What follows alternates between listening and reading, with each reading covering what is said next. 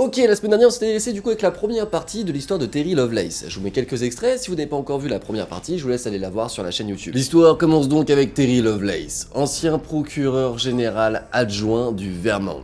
Tout ça est couronné d'un objet en forme diamant au-dessus du silo nucléaire. Il nous explique qu'il a vu cet objet planer durant près de 15 minutes avant de le voir partir à une vitesse folle sans aucune accélération. Aujourd'hui, je vais donc terminer son histoire et vous expliquer jusqu'où ça peut aller.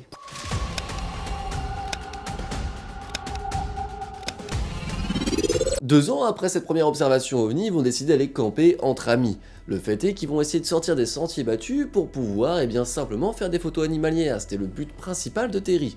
Du coup, c'est pour essayer de pouvoir avoir plus de chances de potentiellement rencontrer un animal sauvage. Ils se sont donc installés sur un plateau juste à côté d'une forêt, donc ils sont sur un endroit assez dégagé, où surtout ils ont une superbe vue sur le ciel. Et juste en vous disant ça, je pense que vous faites déjà une petite idée de ce qui va se passer. Ils ont marché pas mal d'heures pour pouvoir arriver à ce plateau-là. De base, ils voulaient arriver avant la nuit, mais ils n'ont pas réussi. Et en marchant en pleine nuit, ils ont pu remarquer 3 petits points qui se déplaçaient de façon complètement constante et linéaire dans l'espace. Ça aura pas énormément marqué leur attention parce qu'ils vont pas les regarder fixement pendant plusieurs minutes. Ils vont se dire oui, bon bah d'accord, il y a quelque chose là-haut. Mais bon, ils vont pas tout de suite être super surpris. Ils vont continuer leur chemin jusqu'à temps d'arriver. Une fois arrivés là où ils vont faire leur camp, ils vont commencer à s'installer. Il n'y a pas grand chose à faire de nuit, donc ils vont se mettre à regarder les étoiles comme à leurs habitudes. Et ils vont retrouver ces fameux 3 petits points. Et là, ils vont trouver quelque chose d'assez étrange. C'est que quand ces 3 petits points-là se déplacent, ils effacent entièrement toutes les étoiles qui sont censées y avoir dans le ciel. Sauf qu'elles réapparaissent bien sûr après. Comme si finalement il y avait un objet qui se plaçait entre la Terre et les étoiles,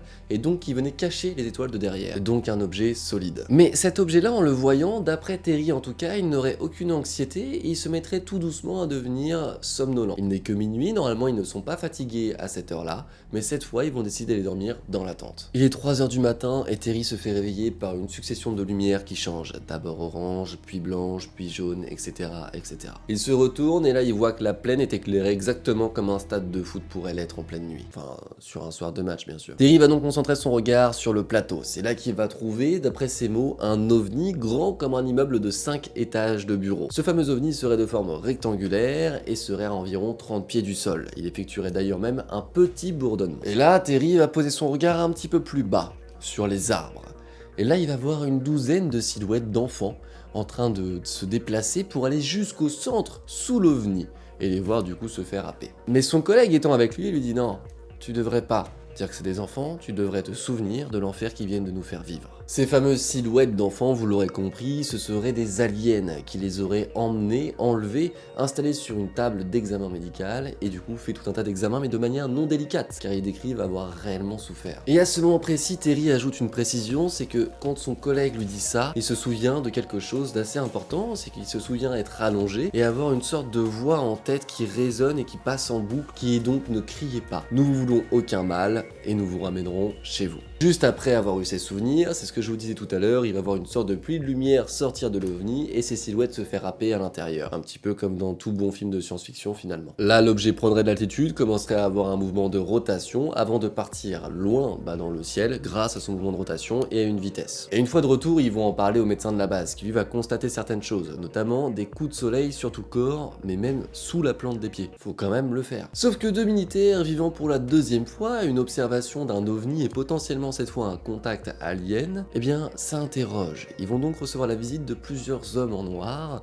qui se présenteraient comme des agents spéciaux de l'OSI, qui est donc le bureau des enquêtes spéciales. Et pour ceux qui connaissent un petit peu le sujet, vous faites peut-être le rapprochement avec les Men in Black et vous n'auriez pas tort. Pour tous ceux qui ne connaissent pas ce sujet-là en tout cas et la véritable histoire potentielle des Men in Black, je vous laisse regarder la vidéo que j'ai faite sur le sujet. Ces hommes-là sont là pour en savoir un petit peu plus, sauf que Terry, rappelez-vous, il est parti pour faire des photos, donc avec un appareil photo, et comme par hasard, il n'aurait absolument aucune photo de cet instant présent. Alors du coup, les enquêteurs commencent un petit peu à s'agacer, vont faire des fouilles chez lui, dans sa voiture, etc., récupérer l'appareil photo, mais ils ne vont trouver absolument aucune trace de photos de tous ces événements. Et nous n'avons que la version de Terry, car son collègue malheureusement est mort quelques années après, dans des conditions assez dramatiques, et du coup nous n'avons pas forcément sa version sur l'histoire. Pourquoi est-ce que je vous dis que nous n'avons qu'une version et que nous n'avons pas la version de son collègue? Eh bien c'est notamment parce que son collègue sera malheureusement parti un peu plus tôt à cause de séquelles psychologiques qui lui auraient été laissées par l'événement. Mais l'histoire ne s'arrête pas là, c'est-à-dire que Terry en 2012 va passer quelques examens pour le sport. Il est habitué à souvent courir et là il aura des douleurs un petit peu plus grandes que d'habitude. Généralement son genou est un petit peu comme désensibilisé au bout de 30 minutes de course, mais là c'est un petit peu différent. Il va donc passer des radios, et ces radios vont montrer qu'il a des objets dans le corps, des objets qui seraient impossibles à avoir s'il n'y a pas de cicatrice. C'est-à-dire que normalement on est obligé de faire une cicatrice pour rentrer l'objet dans le corps, là il n'a rien, aucune trace, mais il a bien des objets dans le corps. Cette fameuse petite plaque qu'il aurait remonterait avec un câble à peu près jusqu'au cerveau. En tout cas il ne sait pas vraiment car il y aurait un total de 24 radios pour suivre l'intégralité du câble, mais il n'aurait pu en récupérer que 6. Et c'est pas tout, il aurait aussi une sorte de fleur à l'intérieur de son corps, on sait pas trop, enfin eux c'est comme ça qu'ils appellent ça, mais vous pouvez voir ce que vous voulez, une patte de chat ou autre. Mais il aurait aussi ça et on sait pas non plus ce que c'est. Alors que dites-vous de cette histoire? Qu'est-ce que vous pouvez en penser? Moi j'ai pas d'autres éléments à vous donner pour le moment, et je ne sais pas réellement quoi en penser. Néanmoins c'est une histoire qui a énormément d'éléments, et qui paraît quand même un petit peu bizarre. Bizarre non pas par les faits qui sont racontés, mais par la façon dont ils le sont.